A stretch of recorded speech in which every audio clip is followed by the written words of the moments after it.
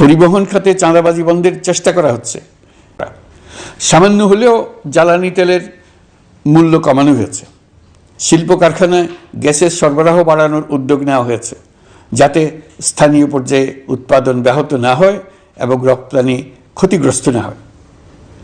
গণশুনানি ছাড়া নির্বাহী আদেশে বিদ্যুৎ গ্যাসের দাম না বাড়ানোর সিদ্ধান্ত নেওয়া হয়েছে। পরিবহন খাতে চাঁদাবাজি বন্ধের চেষ্টা করা হচ্ছে। আমরা আশা করি বাজারে রাজনৈতিক দলগুলোর সঙ্গে আমাদের নিয়মিত যোগাযোগ অব্যাহত রেখেছি।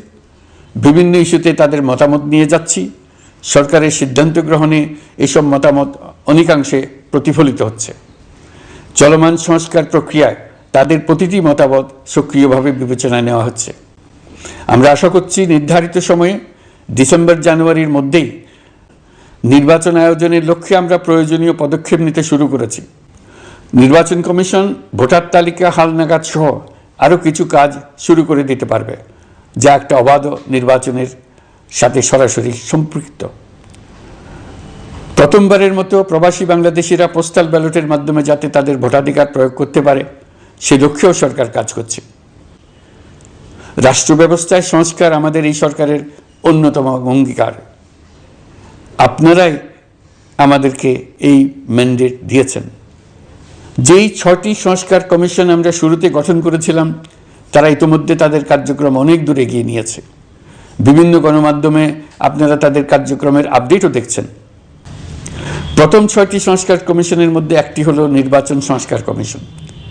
নির্বাচন অনুষ্ঠানের জন্য এই কমিশনের সুপারিশমালা অত্যন্ত জরুরি। তাদের প্ল্যাটফর্মে যান, আপনার মতামত খোলাখুলিভাবে তুলে ধরুন। আপনি দেশের মালিক, আপনি বলে দিন আপনি কি চান, কিভাবে চান। নির্বাচন নিয়ে আপনাদের সকল বক্তব্য বিনা দ্বিধায় বলতে থাকুন। আপনার মনের কথা তুলে ধরুন। আমার অনুরোধ, সংস্কারের কথাটাও একই সঙ্গে বলুন। সংস্কারকে পাশ কাটিয়ে যাবেন না। নির্বাচনের কথা বলার সঙ্গে নির্বাচন ও অন্যান্য ক্ষেত্রে সংস্কারের কথাটিও বলুন। সংস্কার হলো জাতির দীর্ঘমেয়াদী জীবনী শক্তি। সংস্কার জাতিকে, বিশেষ করে আমাদের তরুণ তরুণীদের নতুন পৃথিবী সৃষ্টির সুযোগ দেবে। জাতিকে বঞ্চিত করবেন না। নির্বাচন আয়োজনে যে সংস্কার কমিশনের সুপারিশমালায় রাজনৈতিক দলসমূহ এবং দেশের সকল মানুষের মতামত অপরিহার্য, সেই কমিশন হলো সংবিধান সংস্কার কমিশন। এই সুকীয় সংস্কার কাজ শেষ করেই আমরা আপনাদের কাঙ্ক্ষিত নির্বাচন আয়োজন করব। ততদিন পর্যন্ত আমি আপনাদের ধৈর্য ধারণ করার অনুরোধ করব। আমরা চাইব আমরা যেন এমন একটি নির্বাচন ব্যবস্থা সৃষ্টি করতে পারি যা যুগ যুগ ধরে অনুসরণ করা যাবে। এর ফলে সাংবৎসরিক রাজনৈতিক সংকট থেকে আমাদের দেশ রক্ষা পাবে। এই জন্য প্রয়োজনীয় সময়টুকু আমি আপনাদের কাছ থেকে চেয়ে নিচ্ছি। নির্বাচনী সংস্কারের সিদ্ধান্ত হয়ে গেলে খুব দ্রুত আপনারা নির্বাচনের রোডম্যাপও পেয়ে যাবেন। অন্তর্বর্তী সরকার সৃষ্টি হয়েছে রাজনীতিকে নীতির কাঠামোয় আনার জন্য এবং রাজনীতির জন্য নতুন পরিবেশ সৃষ্টির নিবিড় আকাঙ্ক্ষা থেকে। এই আকাঙ্ক্ষা পূরণ করা থেকে জাতিকে বঞ্চিত করবেন না। থাকবে নির্বাচন ছাড়াও আরও গুরুত্বপূর্ণ সংস্কার করার ব্যাপারে ঐক্যমত গঠনের জন্য অতিরিক্ত সময় প্রয়োজন হতে পারে।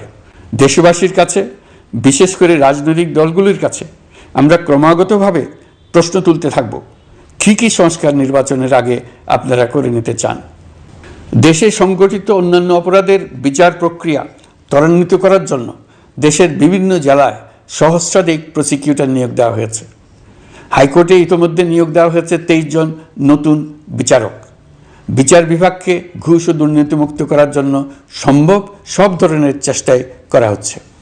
বিচারপতিদের নিয়মতান্ত্রিক উপায়ে শাস্তিমূলক ব্যবস্থা গ্রহণের জন্য সুপ্রিম জুডিশিয়াল কাউন্সিল পুনর্বহাল করা হয়েছে।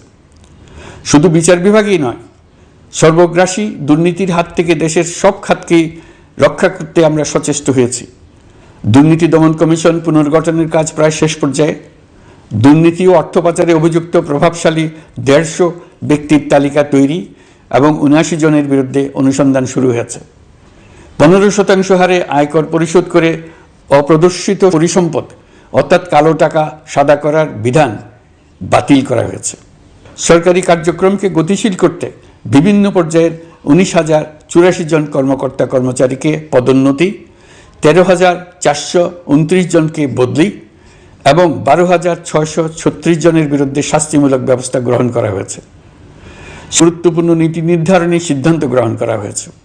ছাত্রছাত্রীদের দাবি মেনে ইতিমধ্যে সরকারি চাকরির বয়সসীমা 32-এ উন্নীত করা হয়েছে। আমরা জানি আমাদের কাছে আপনাদের আরও অনেক দাবি দেওয়া আছে। দীর্ঘদিনের অপশাসন, অত্যাচার, অনাচারের ফলে আপনাদের মনে অনেক ক্ষোভ পঞ্জীভূত হয়েছে।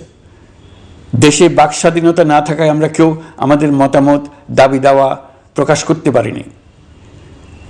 আমরা আপনাদের প্রতিটি দাবির প্রতি সহানুভূতিশীল। আমরা ধৈর্য সহকারে আপনাদের কথা শুনতে চাই, কিন্তু সেজন্য আপনারা সড়ক অবরোধ করে জনদুর্ভোগ সৃষ্টি করলে আমাদের সকলেরই অসুবিধা হয়। আমাদের একান্ত অনুরোধ, আপনারা নির্দিষ্ট চ্যানেল মেনটেন করে আপনাদের দাবি দেওয়া পেশ করবেন।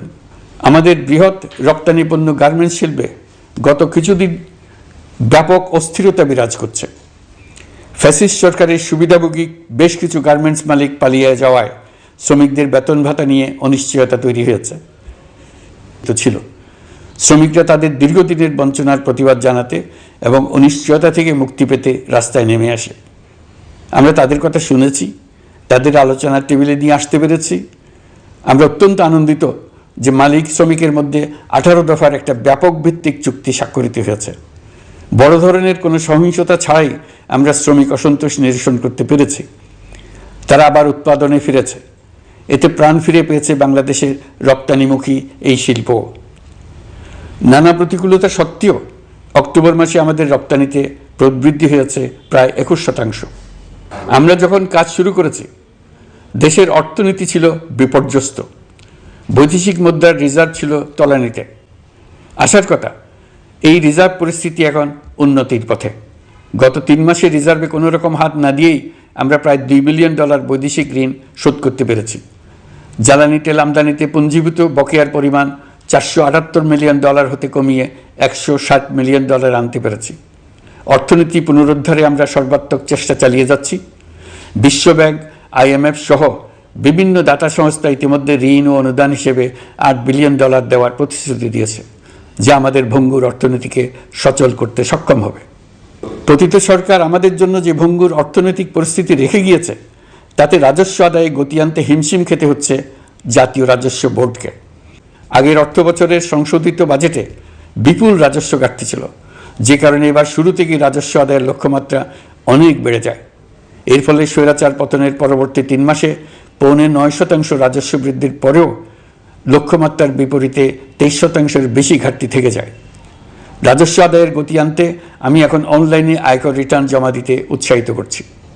আন্তর্জাতিক সাহায্য সংস্থা, বিশ্বব্যাংক, IMF, UNDP ইত্যাদি প্রধানদের সঙ্গে আমার দীর্ঘ বৈঠক হয়েছে।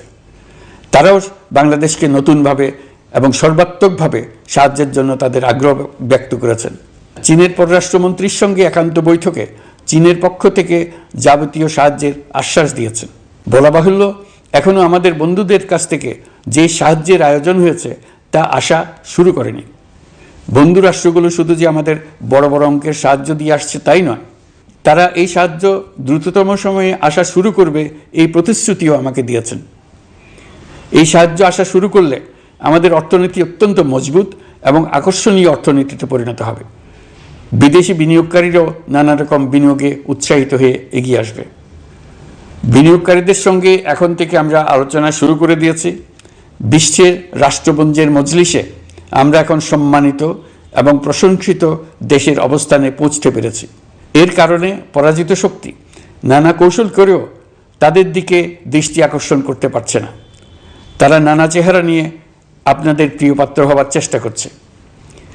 পরাজিত শক্তির ষড়যন্ত্র থেকে নিজেকে মুক্ত রাখুন, দেশকে মুক্ত রাখুন। এই ব্যাপারে অনড় থাকুন। এমন কিছু করবেন না যা তাদেরকে উৎসাহিত করতে সাহায্য করে। তাদেরকে সকল দিক থেকে নিরাশ করুন। সেটা নিশ্চিত করতে পারলে আমাদের আর কোনো বিষয়ে সংশয় করার প্রয়োজন নেই। সরকারের পক্ষ থেকে আমি নিশ্চয়তা দিচ্ছি, সকল প্রকার সীমাবদ্ধতা সত্ত্বেও আমরা আপনাদেরকে একটা মজবুত অর্থনীতি দিয়ে যাব। ভবিষ্যতে চলার পথকে সহজগম্য করে যাব। নাগরিক অধিকারসমূহ নিশ্চিত করে যাব। বিপক্ষ শক্তি যত শক্তিশালী হোক, নাশকতা সবকিছু নস্যাৎ করার জন্য প্রস্তুত থাকুন। এবার যে মুক্তি আমরা অর্জন করেছি তা আমাদের কাছ থেকে কেউ যেন ছিনিয়ে নিতে না পারে, তার জন্য সর্বমুহূর্তে প্রস্তুত থাকুন। আপনারা জেনেছেন পতিত সরকার ও তার দোসররা প্রতি বছর দেশ থেকে 12 থেকে 15 বিলিয়ন ডলার পাচার করেছে। দুর্নীতি বিরোধী সংস্থা ট্রান্সপারেন্সি ইন্টারন্যাশনাল বাংলাদেশ সম্প্রতি এই তথ্য দিয়েছে। সচিব সহ বিশ্বের অনেক দেশের সরকার প্রধানের সঙ্গে আমার বৈঠক করার সুযোগ হয়। সচিব সহ বিশ্বের অনেক দেশের সরকার প্রধানের সঙ্গে আমার বৈঠক করার সুযোগ হয়। তারা স্বতঃস্ফূর্তভাবে আমাদের প্রতি সর্বাত্মক সহযোগিতা প্রদানের অঙ্গীকার ব্যক্ত করেছেন। নেপাল, মালদ্বীপ, পাকিস্তান সহ প্রতিবেশী দেশে ফিরে আসার পর এসব দেশের রাষ্ট্রদূত আছেন শতপ্রবৃত্ত হয়ে আমার সঙ্গে দেখা করে তাদের সরকার প্রধানদের অঙ্গীকার পুনর্ব্যক্ত করে গেছেন। তারা সম্পূর্ণ নতুনভাবে আমাদের জন্য সহায়তার নতুন ছক তৈরি করার কাজ শুরু করেছেন। ইউনিয়নের 27 জন রাষ্ট্রদূত একত্র হয়ে সরকারের সঙ্গে আলোচনায় বসেনি। দিল্লি থেকে এই বিশাল সংখ্যক রাষ্ট্রদূত একসঙ্গে বৈঠক করার জন্য